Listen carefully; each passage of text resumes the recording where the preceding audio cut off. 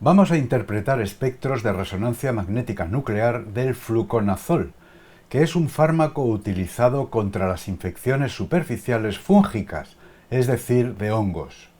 Esta estructura permite obtener espectros de protón, carbono y flúor en el espectrómetro de sobremesa Magritech de 80 MHz. En un vídeo anterior estudiamos a fondo el espectro de protón, cuyas asignaciones te recuerdo rápidamente.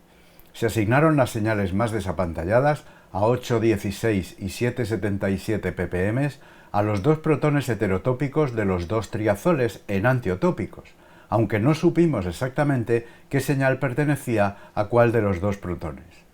Las señales a 7,33 y 6,72 ppm pertenecen a los tres protones heterotópicos del anillo aromático, pero tampoco pudimos asignarlas a protones concretos. También averiguamos que la señal a 4,6 ppm en realidad eran dos dobletes, debidos a los protones de los grupos metileno que, aun siendo enantiotópicos entre sí, daban dos señales porque los protones de cada grupo CH2 resultaban diastereotópicos y no isócronos. Por último, la señal a 4,28 se asignó al grupo OH. Recordemos ahora el espectro de carbono. Los disolventes cloroformo deuterado y metanol deuterado aparecen respectivamente como un triplete a 77 ppm y como un septete a 49 ppm. Las señales más apantalladas a 56 y 75 ppm eran los carbonos alifáticos, siendo la más intensa la que corresponde a los dos grupos CH2 enantiotópicos e isócronos y la menos intensa al carbono cuaternario no protonado. Las señales a 145 y 151 ppm de la zona aromática del espectro no están desdobladas, lo que sugiere que están lejos de los átomos de flúor y corresponden a los cuatro carbonos de los triazoles enantiotópicos. Ni en protón ni en carbono hemos sido capaces de asignar concretamente las señales de los triazoles. Los dos dobles dobletes poco intensos, a muy alto desplazamiento químico, centrados a 164 y 160 partes por millón y que contienen constantes de acoplamiento enormes, del orden de los 250 Hz, corresponden a los carbonos directamente unidos a flúor, aunque tampoco podemos asignar las dos señales a carbonos concretos. Las señales que quedan las asignamos a los cuatro carbonos del anillo aromático restantes y su forma nos permitió hacerlo a carbonos concretos, en función de sus distancias a los átomos de flúor y el valor esperado de sus acoplamientos con este último. La señal poco intensa a 122 ppm, con un doble desdoblamiento de 4 y 13 Hz, se asignó al carbono no protonado, unido a la cadena alquílica. El triplete, con dos constantes iguales de 16,5 Hz, centrado a 104 partes por millón, se asignó al carbono entre los dos grupos CF.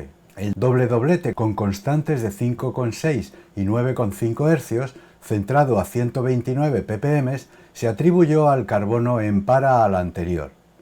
La señal que queda, doble doblete con constantes de 3,2 y 20,7 Hz, centrada a aproximadamente 111 partes por millón, se asignó al carbono meta respecto del que sustenta la cadena alquílica. En el vídeo anterior mezclamos la información de protón y carbono mediante el experimento bidimensional denominado HSQC sensible a la fase. Vimos que los carbonos y los protones directamente unidos daban una señal de correlación, nos mostraban así sus desplazamientos y nos permitían su asignación a la estructura. Así, asignamos los protones y carbonos directamente unidos del anillo aromático.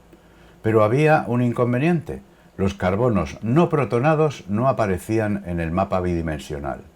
¿Y si pudiéramos sintonizar el experimento para que aparezcan correlaciones a más de un enlace?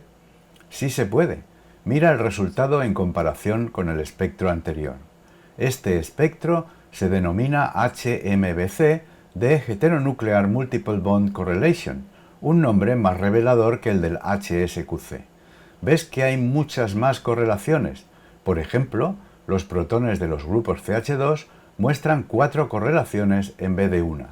Los protones diastereotópicos de un CH2 muestran correlación con el carbono del otro CH2 a través de 3 enlaces. Se correlacionan con el carbono no protonado contiguo a través de 2 enlaces. Lo hacen también a través de 3 enlaces con el carbono aromático no protonado que sustenta la cadena alquílica. Pero lo que es más importante, se correlacionan a través de 3 enlaces con una sola de las señales del triazol, marcando qué carbono está más cercano al CH2. Un problema de asignación resuelto. El carbono no protonado A75 que soporta el grupo OH se correlaciona, además de con el CH2, con el protón A7,3 ppm que está a 3 enlaces, confirmando la asignación de este último. El carbono no protonado aromático, además de con el CH2, se correlaciona con los protones A6,7 y 6,8, de los que está equidistante a 3 enlaces. Por último, las correlaciones de los carbonos no protonados CF no son muy claras, desgraciadamente. Uniendo los centros de gravedad de las correlaciones con los protones A6,7 y 6,8, parece que la señal A160 es la que tiene la señal más extendida hacia 6,8 ppm y por tanto la asignamos al grupo CF más cercano a este protón. Otro problema de asignación resuelto, aunque no de forma tan segura como el anterior. En resumen, el espectro HMBC nos permite detectar correlaciones entre protones y carbonos a 2 y 3 enlaces. Con el conjunto de los 4 espectros registrados, los 2 monodimensionales de protón y de carbono y los otros 2 de correlación protón-carbono a un enlace por un lado y a 2 o 3 enlaces por el otro, tenemos resuelta en el 99% de los casos la asignación de las señales de protón y de carbono a una estructura dada. Estos 4 espectros nos permitirían incluso adivinar una estructura sin conocerla previamente, pero eso requiere mucha más práctica, que es lo que quiero que agarres en estos vídeos. La RMN es increíble. ¿No estás de acuerdo?